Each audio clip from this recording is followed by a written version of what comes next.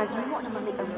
So Robert's Steinberg, Ito balik kita. Robert's Steinberg to the extensive work in the field of intelligence. He had difficulty with intelligent tests. He did not perform well on such tests. This might have failed his inquiries in the field that led to him to come up with the hierarchic theory of intelligence in 1980s. So hierarchic theories or kaning kuan successful intelligence is kuan siya. Over the years, his theory evolved from the more complicated component.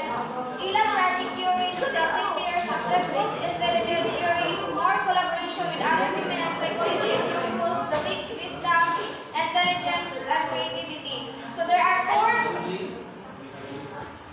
skills of successful intelligence. First is the memory skills. Memory skills help us recall the fact, pieces of information. It helps us to retain the knowledge we acquire. So if you have memory skills, kanini siya katong maakuan ni mga katong mga past ni ka man mo na learn. For example, sa senior high, naka-learn ka ato. So makuan mo siya during your college. Next is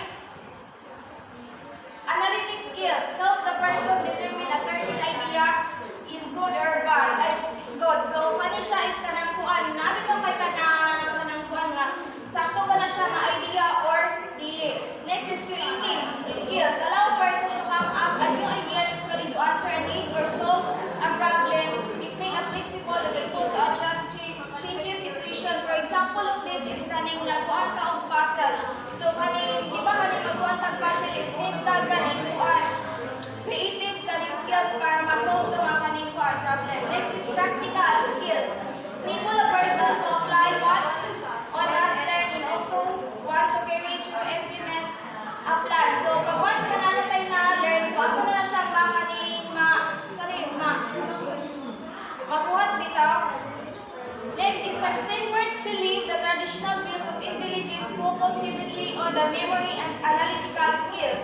This traditional view lead to teaching strategies that focus mainly on memory and analytical skills as well as naturally follow the assessment or leading life was centered heavily on this. So as a teacher, kaning kumani mo sa imong discussion, so para may kabalo ka kaning nakakatong ba imong estudyante or wala, so make ka maghatag og activity para makuha nimo ang ilahang kaning nakakatong ba sila or wala sa imong discussion. Next is memory and analytical skills are very must necessary being able to recall information or have knowledge. So kaning memory skills, so kaning importante kani siya nga skills sa ato kay para maka-recall ta sa kating mga knowledge na kaning na-learn nato. Next, Steinberg also emphasizes the creative practical intelligence. Creativity is what moves people forward. Creativity gives birth to new and better solutions to problems.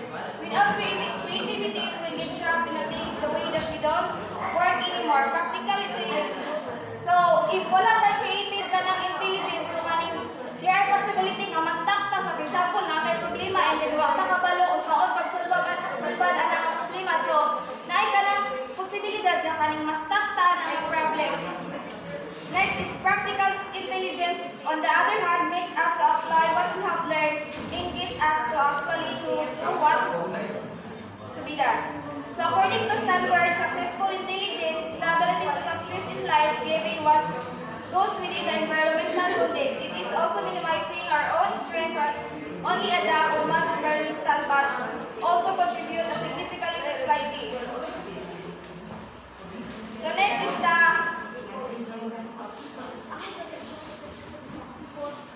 Wicks Wicks model or stand for wisdom, intelligence, creativity, or synthesize. Viewed as a set of learned abilities to learn from experience and adapt to one's surroundings. So Steinberg described this model in 2010. So a basic idea in citizen of the world need creativity to form a vision of where we want to go and cope with changes in the environment. Analytical intelligence to ascertain whether creative ideas are goods or was. Practical intelligence to implement their ideas and persuade others value of their ideas and wisdom in order to ensure that ideas will achieve some ethically based common goal. So according to standards nga as a teacher daw kaning dili lang nimo ikuan kaning educate ang mind sa estudyante but also ang kaning soul sad. Then next is kaning Steinberg